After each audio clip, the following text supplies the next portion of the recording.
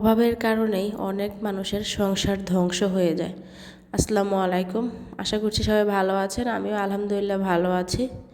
আসলে সবার জীবনে একটা অতীত থাকে। সব মানুষই বড়লোক হয়েছে বা যে যেরকম পজিশনে আছেন না কেন, সবার পিছনে কিন্তু একটা অতীত অবশ্যই থাকে।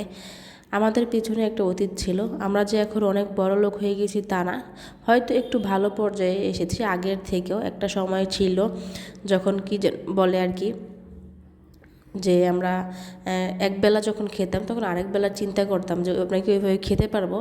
পুরা মাসব্যাপী চিন্তা ভাবনা যখন আমরা করতাম তখন ভাবতাম যে আমরা কতটা অসহায়, অন্যান্য মানুষগুলো কত ভালো চলতেছে, এটা ভাবতাম সবসময়।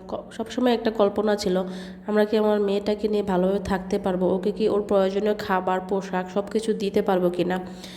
অনেক সময় অনেক খাবার দেখতাম, মানে মোবাইলে আর কি, বাচ্চাদেরকে এটা খাওয়াতে বলে সেটা খাওয়াতে বলে, কিন্তু বিশ্বাস করেন কখনো ওইরকম সামর্থ্য ছিল না যে এত কিছু বানাই মেয়েকে খাওয়াবো। সকালের একটা আলাদা খাবার, দুপুরের আলাদা খাবার বা রাতের আলাদা খাবার, এরকম করে খাওয়াবো, এরকম খাবার কখনো ছিল না।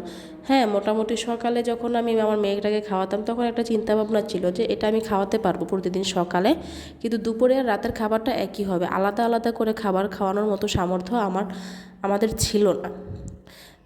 তারপর হচ্ছে একটা ড্রেস যখন আমরা পরতাম তখন ভাবতাম যে কেনার আগে আর কি ভাবতাম যে এই ড্রেসটা আমাকে কোনো মতে হচ্ছে 2-3 মাস পরতে হবে, ওরকম চিন্তাভাবনা নিয়ে থাকতাম। হয়তো এখন অনেকেই বলবেন যেগুলো সোশ্যাল মিডিয়াতে বলে কি হবে। আমি কিন্তু এখনও ফেসবুক থেকে ইনকাম করিনি, 1 টাকাও ইনকাম করিনি।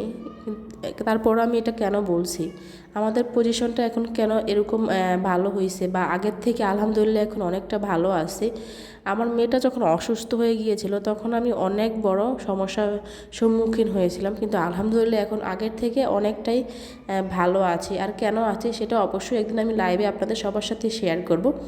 তো আমার হাজব্যান্ড হচ্ছে দেখলাম আজকে কাঁঠাল নিয়ে আসছে। এই বছর হচ্ছে প্রথম কাঁঠাল খেলাম আমরা।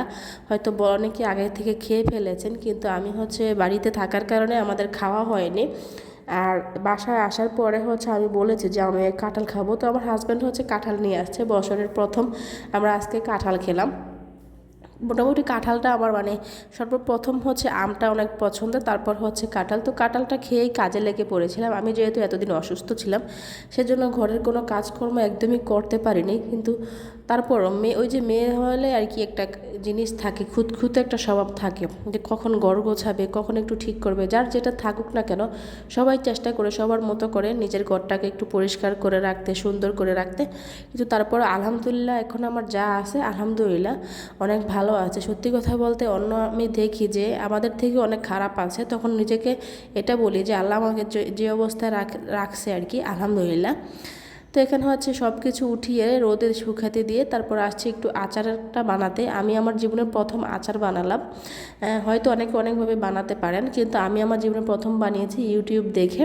এটা হচ্ছে আমার হাজব্যান্ড খেতে চেয়েছিল, তো আমি নিজে থেকেই বানিয়েছি। আপুরা আপনারা জানাবেন যে কেমন হয়েছে। হয়তো আমি পুরো রেসিপিটা দিতে পারিনি কিভাবে বানিয়েছি, তবে যারা হচ্ছে রান্না দেখলেই বুঝতে পারেন যে কেমন হবে, তো তারা হয়তো বুঝবেন যে আমার আচারটা কেমন হয়েছে। মোটামুটি আলহামদুলিল্লাহ আমার হাজব্যান্ড খেয়ে বলেছে অনেক মজা হয়েছে, ওইটাই আমার কাছে অনেক ভালো লেগেছে।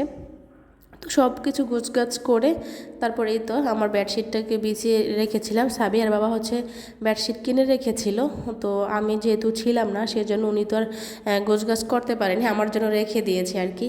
তো কেমন হয়েছে বিছানাটা অবশ্যই জানাবেন, বেডশিটটা। তো এই তো বিকালের নাস্তা। সবাই ভিডিওটি ভালো লেগে থাকলে অবশ্যই শেয়ার করে দিবেন। ভালো থাকবেন।